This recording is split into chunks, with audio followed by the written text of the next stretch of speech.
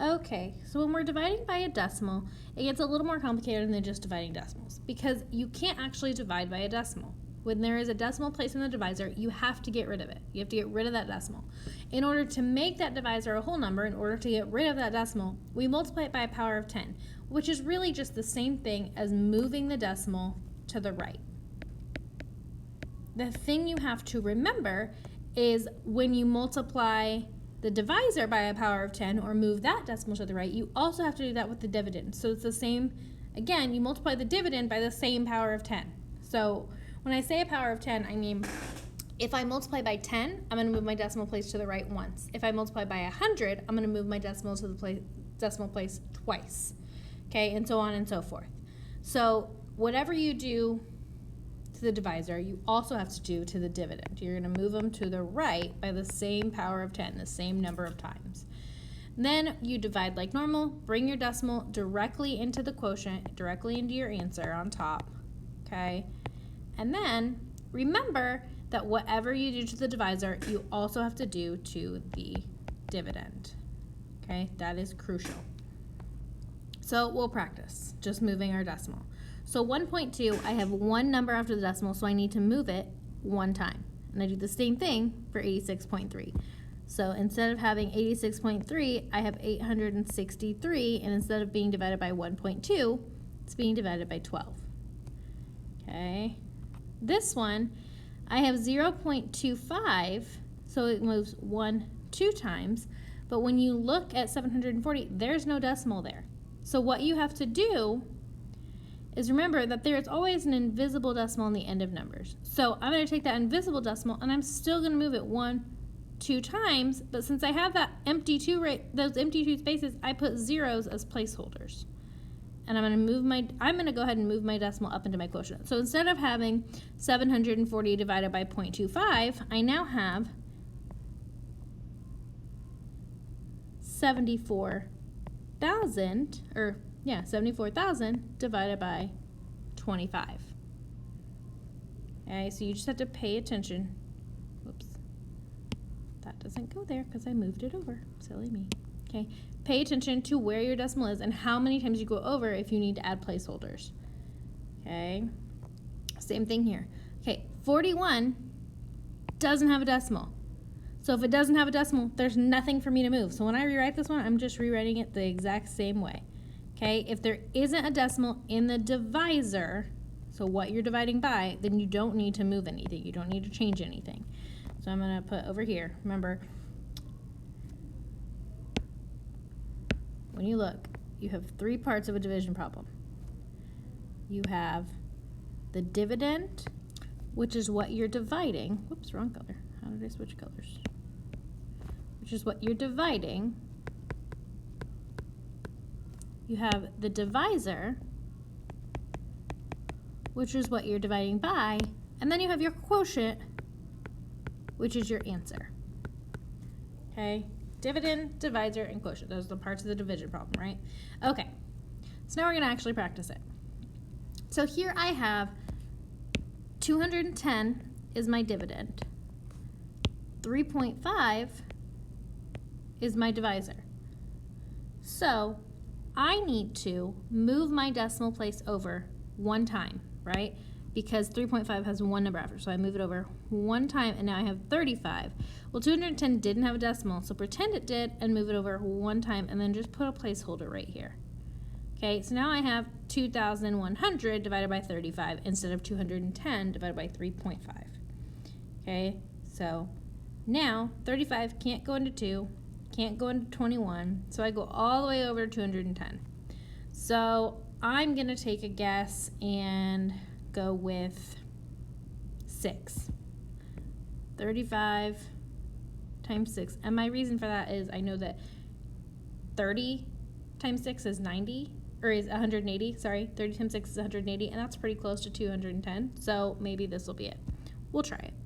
35 times 6. So 5 times 6 is 30. 3 times 6 is 18, plus 3 is 21. I was right. So I put my 6 up here over this 0, 210, and I have nothing left over, but I still have this 0. Okay, let me highlight it. I still have the 0 here. I can't just ignore that 0 because I don't have a remainder. I still have to bring it down, okay? And now 35 goes into 0 times. And I have nothing left over, obviously, okay? But I don't have anything else to bring down either. So now, because that 0 is in front of the decimal, I have to make sure I bring it down and put a 0 up here as a placeholder. So my answer is 60. Okay? All right. Now, I'm going to do it again. Now I have a decimal in my dividend. So I have 856.8 as my dividend and 8.4 as my divisor. So 8.4 tells me I need to move my decimal place one time, and I'm going to do the same thing for my answer, or for my dividend. Okay? So now I have 8,568 divided by 84. So 84 can go into 85 once, right? I'll have 1 left over. Bring down my 6. 84 cannot go into 16, so I put a 0 here. I don't just keep moving forward. I have to put a 0 as my placeholder. Okay? And then I bring down my 8. So 84 into 168. We're going to just try times 2. And it works. So 84 goes into 168 2 times, and I have nothing left over. So my answer is 102. Okay. All right, one more on this page. 58.42 times, or divided by, they didn't put a 0 here. I should always have a 0 in front. 0.92. Okay, so again, I'm moving my decimal over 1, 2 times. So 1, 2 times. All right, so now I have 92 dividing into 5,842. 92 cannot go into 58, but it can go into 584. So I need to see how many times. I'm going to take a shot in the dark. I know that I'm trying to think of what times 2 ends in 4. Well, obviously 2 times 2 does, but 92 times 2 isn't going to get me close to 584. So also 2 times 7 ends in a 4. So let's try 92 times 7. 2 times 7 is 14. 9 times 7 is 63 plus 1, so 64. So that's way too much. So let's try 92 times 6. 2 times 6 is 12. 9 times 6 is 54, plus 1 would be 55. So that's a lot closer, and we didn't go over, so that's what we're going to go with. So I put my 6 up here, and then I have 552. I subtract. I'm left with 32, and I bring down my 2. So now I have 322, so let's see what we have here now. So we're going to try 92 times, I think 4 will be too much, so we're going to just try 3. 2 times 3 is 6. 9 times 3 is 18. 186. I'm not going to, oh wait. 9 times 3 is not 18, sorry. Is 27, so I have 276. I'm not going to be able to get closer to 322 without going over. So I'm going to say 3, and I have 276. Now I need to subtract.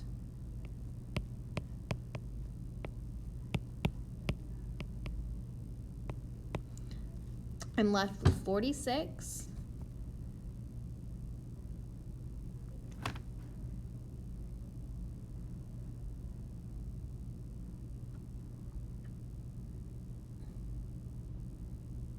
And we're going to add a 0 onto the end because I still have something left over. I'm going to add a 0 after that decimal, bring my decimal up into my answer. Here, I'll get rid of some of this real quick.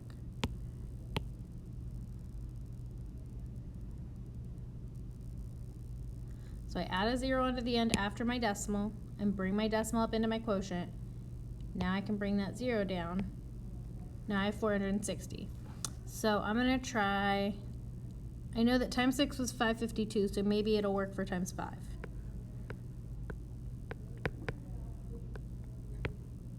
Nine times 5 is 45 plus 1 is 46, so that works perfectly.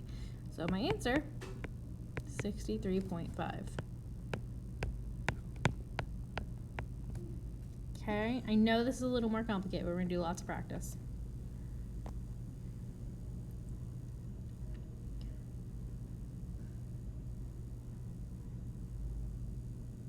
Okay, we're not obviously going to worry about the dice roll.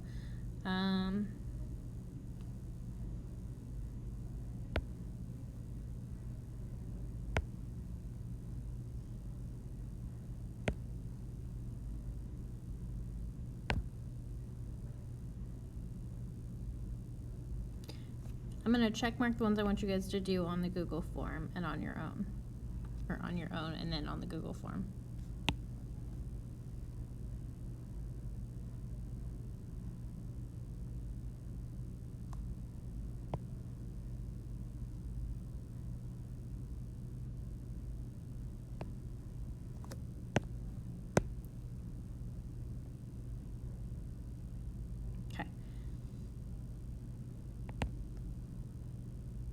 So you're going to do those 3 on the Google form.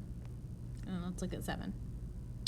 Filling up a tank of gas cost $36.96. If the tank holds 16.5 gallons of gas, then how much would each gallon cost? So I'm going to divide that price, 36.96, divided by 16.5.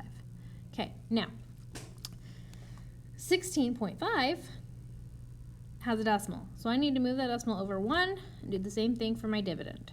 Now I have 165 and 3,696. So 165 can go into 369. Let's try it twice.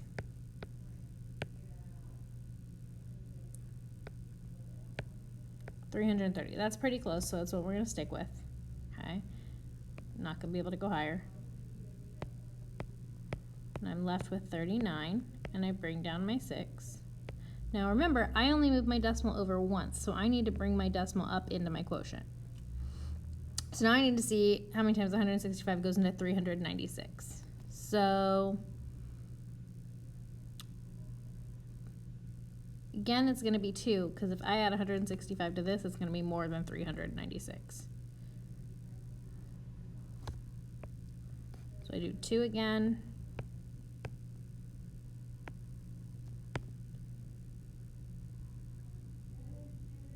Whoops, I don't know why I put 165. So I put 330 again.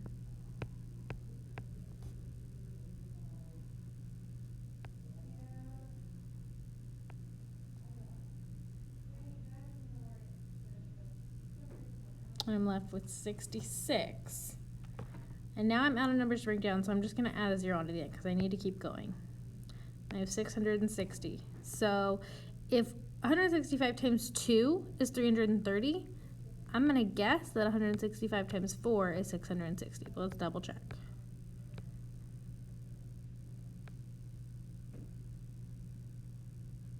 Oh, I'm wrong. 5 times 4 is 20. 6 times 4 is 24. Oh no, I'm right. Times 2 is, I just can't add, is 26. 1 times 4 is 4, plus 2 is 6, so 660. So my answer is each tank of gas costs $2.24. Okay? All right.